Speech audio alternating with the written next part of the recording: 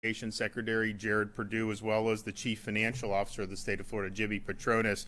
As of 11 p.m., Hurricane Ian is located roughly 170 miles south-southwest of Punta Gorda in Charlotte County, and it's moving north-northeast at 10 miles per hour.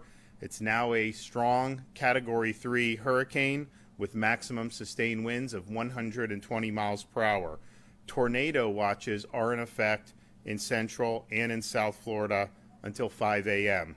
We have 2 radar-indicated tornadoes in Kings Point in Palm Beach, as well as possible tornadoes in Hollywood in Broward County. The most recent update by the National Hurricane Center for the track of Ian places landfall at the juncture of Charlotte and Lee counties. And so if you think about where we were 48 hours ago with a much different track, 24 hours ago looking a lot like Tampa Bay, and then each model and then now the performance of the storm is causing the Hurricane Center to move it southeastward in terms of where it's on the west coast of Florida. And so people in southwest Florida, this is going to likely make landfall as a Category 4 hurricane. There will be catastrophic flooding and life-threatening storm surge on the Gulf Coast region, and of course the highest risk will be in that southwest Florida region from Naples up to Sarasota. There's also potential for flash flooding and river flooding with 10 to 20 inches across central and northeast Florida. If you are in an evacuation zone, particularly in those southwest Florida counties, your time to evacuate is coming to an end.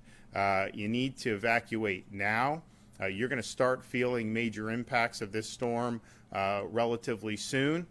We anticipate landfall sometime tomorrow afternoon into tomorrow evening. But of course, even if it arrives on land tomorrow evening, you're going to feel those effects far before that. So if you still haven't made the decision, now's the time to do it, and now's the time to act. And again, you don't have to traverse all across the state of Florida. You need to get to higher ground. You need to get to structures that are safe. There are shelters open in all of these counties, and that would be preferable than remaining in one of those very vulnerable areas with really, really potentially catastrophic storm surge. Now, as the storm approaches and the winds start to pick up, you may see bridge closures as early as tomorrow.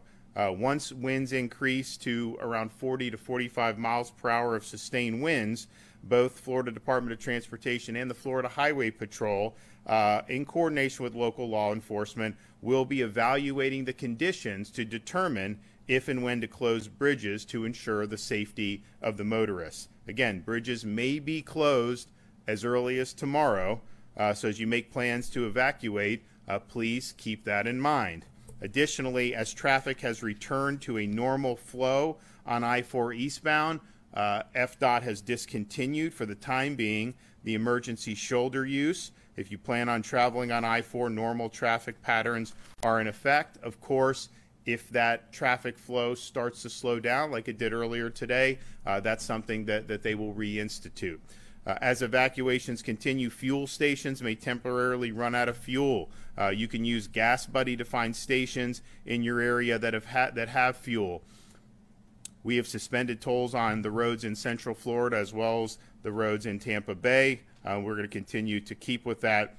We've mentioned today that Visit Florida has partnered with Expedia to provide hotel room options for people that are leaving evacuation zones. You can go to expedia.com/Florida to do that. In terms of vacancies, the most significant numbers of vacancies are in northern Florida from Tallahassee to Pensacola, as well as in southeast Florida in Miami-Dade, Broward, and Palm Beach counties. There are some vacancies in other parts of Florida, but those have by far the most vacancies at the current time. There's also a number of Airbnbs available, and similar to the hotels, the most availability is in both southeast Florida as well as the Big Bend and Panhandle region of the state of Florida.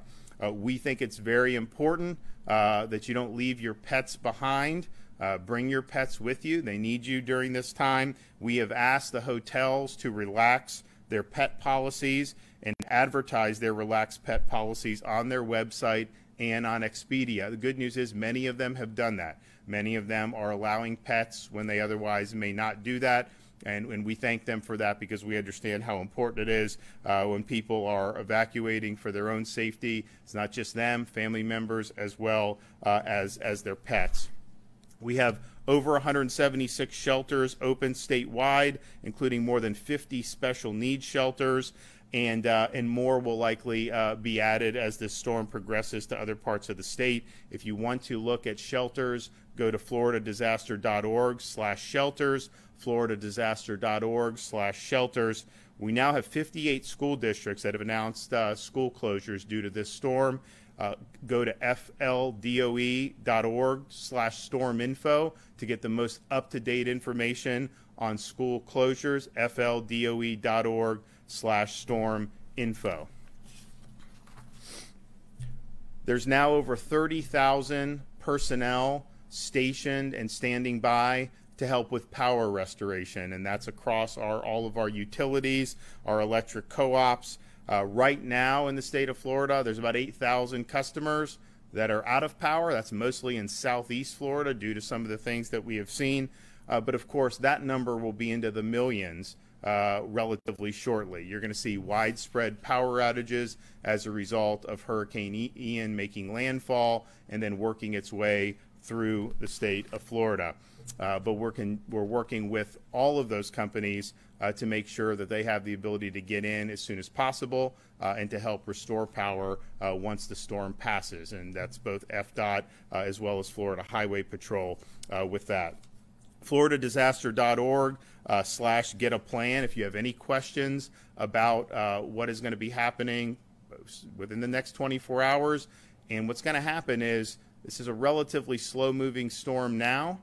When it actually reaches landfall, it's likely to go to a trickle. That's going to dump an enormous amount of rain on the state of Florida. It is going to work its way from southwest Florida up to the central part of our state. It's going to have major impacts in places like Osceola County, Orange County, and it's now projected to exit the state of Florida after passing through Volusia County, and it will go into the Atlantic Ocean and likely probably gain strength and run into some other state. But once it gets out of Florida, it's going to be kicking up a lot of water, and that's going to impact northeast Florida. It's going to impact the St. Johns River. It's going to impact Duval County. So this is going to have widespread impact. So you see major hurricane category 4, that initial impact, that's going to be severe. The storm surge is going to be severe. Obviously, the water and the flooding for a slow-moving storm, very severe impacts in southwest Florida. But those impacts are going to continue going out all through the state. So this is not going to end up leaving the state of Florida until sometime on Friday morning. So this is a lot of nasty weather that we're in store for over the next few days.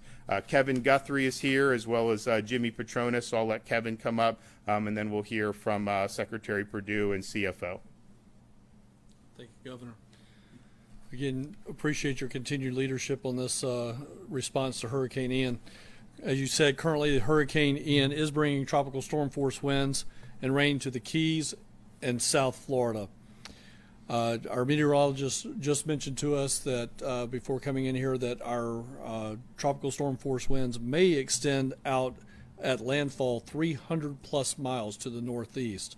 So again, as the governor's already mentioned, this will be a statewide event.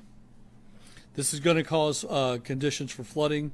We've already, as the governor has mentioned, already started seeing tornadoes begin to form. I urge Floridians to monitor weather alerts and seek immediate shelter if tornado warnings are issued.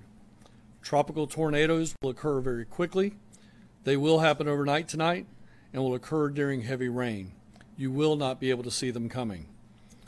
If you get a weather alert, stay in an interior room of a secure structure away from windows and doors and protect your head and body from any debris. If there is a flash flood warning in your area, remember it is never safe to walk or drive through flooded areas. If there is a flooded roadway, do not drive through the flooded roadway. You do not know what is going on with the roadway underneath. Please turn around and do not drown in that situation. Areas in the South Florida and the Keys began to experience outages, as the governor has already mentioned. We highly encourage you, as such, if you have not lost power, please go by an ATM and have some cash on hand before power is lost in your area. If you happen to have food in your refrigerators, you should limit the amount of times that you open that door. This will help keep your food and perishables intact for a longer period of time. If you are using a generator, remember to keep it elevated on a hard surface to prevent it from getting wet and increasing your chances of electrocution. Again, as we've always said, do not operate your generator indoors. Make sure you keep it outdoors and far away from windows and doors so that no exhaust can enter the home. Generator exhaust contains carbon monoxide, which will be fatal. If residents have questions about resources for Hurricane Ian, I urge them to reach out to their local emergency management or public safety office. This storm will only continue to intensify. If you want to leave, as the governor has said, now is your last chance. We cannot send first responders into harm's way because you decided not to leave. You must leave now. If you have any questions about the status of the storm and you don't have access to a computer, please continue to call our State Assistance Information Line toll free at 1-800-342-3557. The number is 1-800-342-3557.